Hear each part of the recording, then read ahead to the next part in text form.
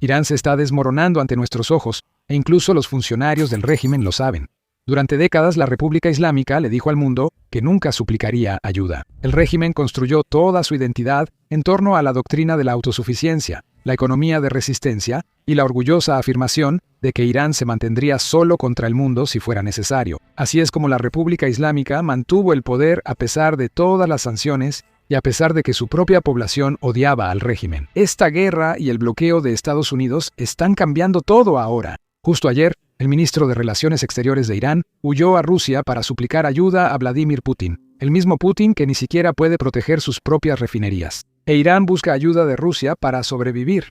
Antes de hablar de la reunión Rusia-Irán, déjenme mostrarles lo que publicó el presidente Trump hoy en la mañana. Irán nos ha informado que están en un estado de colapso. Quieren que abramos el estrecho de Hormuz lo antes posible, mientras intentan resolver su posición de liderazgo, lo cual creo que podrán lograr. El colapso mencionado por Trump probablemente se refiere a la economía iraní y al bloqueo de Estados Unidos, que asfixia su principal fuente económica. Desde hace más de 2 semanas, Irán no ha podido comerciar con normalidad. No hay exportaciones saliendo ni importaciones entrando. De hecho, tenemos nuevos datos satelitales que muestran que los puertos iraníes se están llenando demasiado porque los barcos no pueden salir de las aguas iraníes. Hay un bloqueo en el Golfo de Omán. Eso significa que los barcos pueden cargar en los puertos iraníes, pueden cruzar el estrecho de Hormuz, pero no pueden avanzar más allá. Y por eso el Golfo de Omán se está llenando demasiado, especialmente en las aguas iraníes. Para la economía iraní, este bloqueo es un doble golpe, lo que significa que los están presionando por ambos lados. Primero, no tienen ingresos porque dependían de las exportaciones y ahora no hay exportaciones. Además, tampoco reciben importaciones. Mucha de la comida iraní dependía de importaciones que venían de otros países, y eso ahora ya no está llegando. Y por eso la economía está siendo presionada por ambos lados. Y los funcionarios iraníes están realmente asustados. Echa un vistazo a este nuevo informe. Ahora los funcionarios iraníes están preocupados de que las protestas vuelvan a empezar. Ayer, el Consejo Supremo de Seguridad Nacional de Irán se reunió para tratar la preocupación de las agencias de seguridad sobre un posible resurgimiento de protestas como las de enero. Esta reunión se convocó tras evaluaciones internas e informes de inteligencia que advertían sobre posibles disturbios en los próximos días. Según la información presentada, los funcionarios en Irán creen que las crecientes dificultades económicas, como el aumento de precios, el desempleo y los daños a las industrias petroquímica y siderúrgica, podrían convertirse en el principal detonante para nuevas protestas.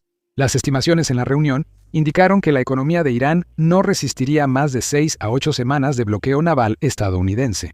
Aquí quiero aclarar, esta estimación es desde el punto de vista iraní, por lo que será más optimista. Además, esto trata sobre la situación económica en Irán, no sobre los temas de los que hemos hablado en los últimos días. Tengo nuevos datos sobre el almacenamiento de petróleo iraní y cuándo se agotará. Primero, terminemos este informe. Como algunos de ustedes recordarán, el bloqueo de Estados Unidos comenzó el 13 de abril. Eso significa que ya lleva más de 2 semanas. E Irán simplemente no puede sostener este tipo de cierre de su economía. Pero verán, esto no es lo único que está afectando a la economía iraní. Otra preocupación importante que se planteó durante esta reunión fue el casi total cierre del Internet en Irán.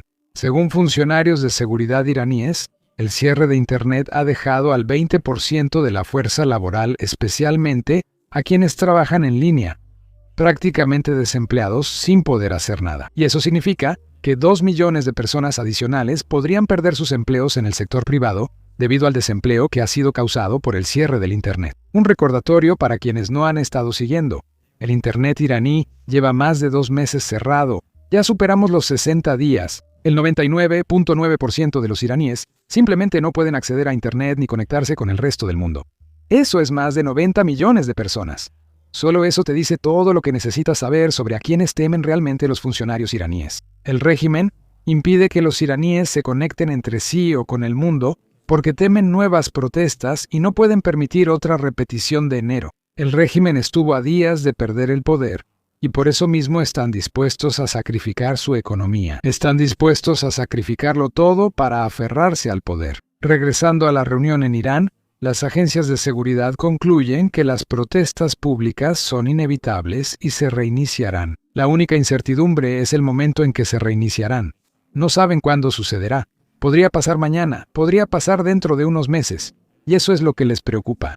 Por eso los funcionarios del régimen están en pánico y buscan cualquier solución para ganar tiempo. Ayer hablamos de cómo Irán envió una propuesta a Estados Unidos para reabrir el estrecho de Hormuz si Estados Unidos levanta su bloqueo naval. Desde el punto de vista de Estados Unidos, esto no tiene sentido. Esta guerra comenzó por las ambiciones nucleares de Irán, y no vas a ver una negociación hasta que Irán aborde ese tema. Estados Unidos no tiene ningún interés en darle a Irán una tabla de salvación mientras está sufriendo. Ahora, Irán se da cuenta de eso. Por eso, tras enviar la propuesta a Estados Unidos, el ministro de Relaciones Exteriores de Irán huyó a Rusia para suplicarle ayuda a Putin. Antes de hablar de Rusia, recuerda darle like y suscribirte al canal. Cada vez que mencionamos Rusia, aparecen bots rusos bajando la calificación de nuestros videos. Tu apoyo nos ayuda a combatir eso y a que el algoritmo nos favorezca. Si no te has suscrito, dale like y suscríbete aquí abajo. Ahora, volvamos al tema. En tu pantalla están las imágenes difundidas por medios estatales rusos tras la llegada del ministro de Relaciones Exteriores de Irán a San Petersburgo para reunirse con Putin. Ahora tenemos más imágenes que los muestran reuniéndose y conversando antes de una reunión privada de 2 horas. Ahora, la parte más graciosa en realidad ocurrió antes de la reunión, porque Teherán aclaró antes de entrar a esta reunión diciendo que, oye, los diplomáticos iraníes no van a Rusia a pedir caridad. Ahora, no estoy seguro de qué los llevó a aclarar eso, pero en mi opinión, nunca es bueno cuando tienes que empezar una reunión diciendo, oigan, no estamos aquí para suplicar, estamos aquí para coordinarnos con ustedes porque son nuestros socios. Pero, aún así, desde el punto de vista iraní, no creen que Rusia esté cumpliendo con su parte. Verán, cuando Putin lanzó su invasión a Ucrania, Irán ayudó enormemente a Rusia. Le proporcionaron a Rusia drones Shahed, misiles balísticos e incluso enviaron ingenieros iraníes a Rusia para construir fábricas que ahora producen drones Shahed para Rusia dentro del territorio ruso. Desafortunadamente, Rusia no ha podido devolver ese favor en el momento de necesidad de Irán. Ahora, eso no significa que Rusia no haya estado ayudando a Irán. Por supuesto que lo han hecho. Ya hablamos de cómo los satélites rusos pasaban sobre bases estadounidenses durante la guerra, antes del alto al fuego. Días después de eso sucedió. Irán puede atacar la base estadounidense o un edificio de apartamentos donde satélites rusos le proporcionan coordenadas. Así, Irán puede programar eso en sus drones. Y luego tenemos un ataque que causa daños bastante considerables, ya sabes. Así que Rusia estaba ayudando a Irán tanto como podía. Pero como quizás sepan, Putin está un poco ocupado en Ucrania. Así que no ha podido darle la ayuda que Irán necesita desesperadamente. Será interesante ver qué sucede y qué resulta de esta reunión. Como mencioné, hubo una reunión de 2 horas a puerta cerrada, así que no sabemos qué se discutió. Lo interesante es que el jefe de los servicios de seguridad rusos participó en la reunión. Esto ya ocurrió el año pasado durante la guerra de 12 días, cuando una delegación iraní viajó a Rusia para discutir el conflicto. Hablaron de muchos temas que desconocemos porque suceden a puerta cerrada. Que el jefe de seguridad estuviera en la reunión indica que Irán discutió qué haría si la guerra se reinicia, aunque esto podría ser solo especulación mía. No lo sabemos, pero lo sabremos si algo ocurre. Procuro no hacer caso a lo que dicen personas, especialmente funcionarios de Rusia, China o Irán, y me centro en sus acciones. Si Rusia ayuda a Irán en el futuro, sabremos qué se habló en esta reunión.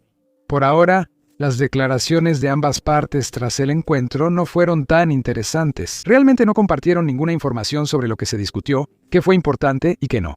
Pero de todos modos, estoy seguro de que lo averiguaremos en el futuro. Ahora, otro problema para Irán es el almacenamiento de petróleo. Ayer, Kepler publicó un informe que estima cuánto tiempo le queda a Irán. Kepler es una firma de investigación global que brinda datos a grandes petroleras, por lo que sus opiniones son relevantes. Y estiman que Irán tiene suficiente capacidad de almacenamiento disponible para aguantar quizá 12 días o tal vez hasta 22 días, así que no tienen un número exacto. Porque, como pueden imaginar, Irán no está siendo transparente sobre el almacenamiento que tienen. Pero, aún así, basándonos en todo lo que sabemos sobre Irán antes de que comenzara esta guerra, Kepler predice que quizá tengan hasta 22 días, y eso siendo muy optimista. También compartieron algo interesante. Según su investigación, no han observado ningún petrolero que haya logrado evadir con éxito el bloqueo estadounidense en la región alrededor del Golfo de Omán. Eso significa que, aunque Irán cargue petroleros, no pueden zarpar hacia sus compradores y quedan atascados en el Golfo Pérsico o en el Golfo de Omán. Y recuerden, aquí es donde quiero aclarar porque ha habido mucha desinformación circulando. El bloqueo solo aplica a los petroleros y barcos que entran o salen de los puertos iraníes, no importa a qué país pertenezca el barco. Y en segundo lugar, la línea de bloqueo está fuera del Golfo de Omán, justo en la frontera entre el Golfo de Omán y el Mar Arábigo. Y eso es muy importante porque vemos muchos reportes que básicamente dicen, oye, un petrolero iraní acaba de cruzar el estrecho de Hormuz. Pero eso no hace ninguna diferencia porque Estados Unidos realmente no está bloqueando el estrecho de Hormuz. Así que no importa. Pueden ir a un puerto iraní, cargar petróleo y cruzar el estrecho de Hormuz. Pero luego se quedan atrapados en el Golfo de Omán. No pueden salir. Y en segundo lugar, si un petrolero, digamos, va a un puerto saudita o un puerto iraquí, o cualquier otro, ya sabes, cualquier país del Golfo, bueno, ese petrolero no está siendo bloqueado por Estados Unidos. Es libre de ir a donde quiera. Que un petrolero salga no prueba que el bloqueo de Estados Unidos no funcione. Otra manera de medir la efectividad del bloqueo es usando imágenes satelitales. Y más específicamente, nos enfocamos en cuántos barcos se acumulan en el Golfo de Omán porque cargan petróleo en puertos iraníes, cruzan el estrecho de Hormuz, pero luego quedan atascados y no pueden salir. Como ves en la imagen satelital, es difícil distinguir, pero si pausas en una pantalla grande, notarás puntos blancos en el agua. Son las aguas del Golfo de Omán. Esos puntos blancos son petroleros flotando en el Golfo de Omán porque la Marina de Estados Unidos les advierte que si intentan burlar el bloqueo, tendrán problemas. Aún así, algunos lo intentan. Reciben un mensaje de la Marina de Estados Unidos por radio y solo dan la vuelta. Simplemente se quedan en el Golfo de Omán hasta que termine el bloqueo, que ya lleva aproximadamente 2 semanas, y es probable que continúe hasta que haya un acuerdo de paz. Ahora, hablando de un acuerdo de paz, parece que los iraníes se están preparando para ofrecerle a Estados Unidos otro plan de paz después de que Estados Unidos rechazó el que enviaron ayer. Fuentes dicen que se espera que Irán presente una propuesta de paz revisada en unos días. Los mediadores en Pakistán esperan una oferta iraní actualizada muy pronto. Estados Unidos rechazó el plan anterior por retrasar las conversaciones nucleares.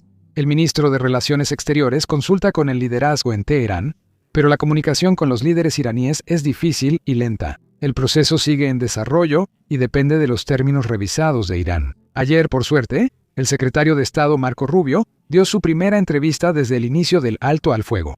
En esa entrevista, él habla de los problemas que retrasan un acuerdo con Irán. Escuchemos. ¿Cuál considera que es el principal obstáculo para llegar a un acuerdo con el gobierno iraní? Además de que el país está gobernado por clérigos chiitas radicales, lo que es un gran impedimento, también están muy divididos internamente. Y creo que eso siempre ha sido así, pero pienso que ahora es mucho más evidente. La mejor forma de entender Irán es que existe una clase política. Aunque se habla de moderados y radicales, en Irán todos son radicales. Algunos radicales comprenden que deben gobernar un país y su economía, mientras que otros actúan solo por motivos teológicos. No solo los funcionarios del CGRI son radicales motivados por la teología, también el líder supremo y su consejo. ¿Cree que el nuevo líder supremo de Irán, Mojtaba Ahmadeh, está vivo? Tenemos indicios de que sí lo está y ellos lo afirman. No hay pruebas de lo contrario, pero la pregunta es, ¿tiene la misma credibilidad que su padre? Sabemos que durante muchos años, al menos yo sé que durante muchos años, ha habido debates internos en Irán sobre la sucesión y si debería ser, ya sabes, basada en la herencia. ¿Debería ser así? Hay muchos que se resisten a eso. ¿Cuenta con credenciales clericales para ser líder supremo? ¿Toma realmente las decisiones? ¿O hay alguien que está en su lugar y que básicamente controla el 90% de todo y es quien realmente toma las decisiones en su nombre? No sabemos las respuestas a estas preguntas. Aquí es donde la situación se vuelve interesante, especialmente sobre el líder supremo, ya que recibimos mensajes contradictorios desde Irán. Como dijimos hace días, la Guardia Revolucionaria realizó un evento en una ciudad importante de Irán, donde colocaron la foto del nuevo líder supremo en un mural que honra a los caídos en esta guerra. Fue confuso considerando que era un evento de la Guardia Revolucionaria. Sin embargo, Irán mantiene que el líder supremo está herido y sigue con vida. Ahora, ayer, de hecho, obtuvimos un poco más de información relacionada con eso, y en realidad obtuvimos esa información de Putin. Putin insinuó en su reunión con el ministro de Relaciones Exteriores de Irán que recibió un mensaje de Mojtaba Ahmadeh, el nuevo líder supremo, quien aún no ha aparecido públicamente. Él dijo, «Transmítale al líder supremo mi agradecimiento por su mensaje y mis mejores deseos para su buena salud». Ahora, siento que esto fue un mensaje escrito, no algo como una llamada o una videollamada, porque ¿por qué Putin diría «transmítale mi agradecimiento por su mensaje» y no diría «gracias por la llamada» o algo así? De nuevo, si esto fuera una carta, deja muchas dudas sobre si el líder supremo sigue vivo. Cualquiera puede escribir un mensaje y fingir que es del líder supremo, y aún no lo hemos visto ni escuchado. De todos modos, volvamos a Rubio. También le preguntaron sobre la propuesta iraní que cubrimos ayer, donde Irán básicamente dijo: «Oye, hablemos ahora del estrecho de Hormuz y el bloqueo, y terminamos la guerra y luego hablamos del tema nuclear en el futuro». Los funcionarios iraníes dijeron que el tema nuclear no es importante, que se hablará después del bloqueo y demás. Aquí está la respuesta de Rubio. Escuchen. Los informes indican que Irán ha ofrecido abrir el estrecho, pero quieren retrasar las conversaciones sobre su programa nuclear. ¿Esto sería aceptable para la administración de Trump? De nuevo, no voy a especular sobre la toma de decisiones del presidente en este asunto. Basta con decir que la cuestión nuclear es la razón por la que estamos en esto en primer lugar. Si Irán fuera solo un país radical dirigido por radicales, seguiría siendo un problema. Pero son revolucionarios, buscan expandir y exportar su revolución, no solo en Irán. Por eso apoyan a Hezbollah en Líbano, a Hamas y a milicias en Irak. No buscan solo dominar Irán, sino la región. Ahora imagina eso con un arma nuclear. Observa lo que han hecho con el estrecho de Hormuz, un gran ejemplo. El estrecho de Hormuz es como un arma nuclear económica que intentan usar contra el mundo y lo presumen. En Teherán colocan anuncios espectaculares presumiendo que pueden retener como rehén el 20% o 25% de la energía mundial. Imagina si esas personas tuvieran un arma nuclear, mantendrían a toda la región como rehén. Ahora, esto es algo que también hemos cubierto en el canal. Imagina un país que está dispuesto a atacar a sus propios aliados. Qatar se suponía que era un aliado de Irán. Omán es, sin duda, un aliado de Irán hasta el día de hoy. Desde la perspectiva de la República Islámica, eso no importaba, ya que veían la guerra como una amenaza existencial para su poder y supervivencia. Estaban dispuestos a incendiar la región solo para sobrevivir. Por eso atacaron a sus propios aliados. Y también están atacando petroleros civiles y barcos civiles en aguas internacionales.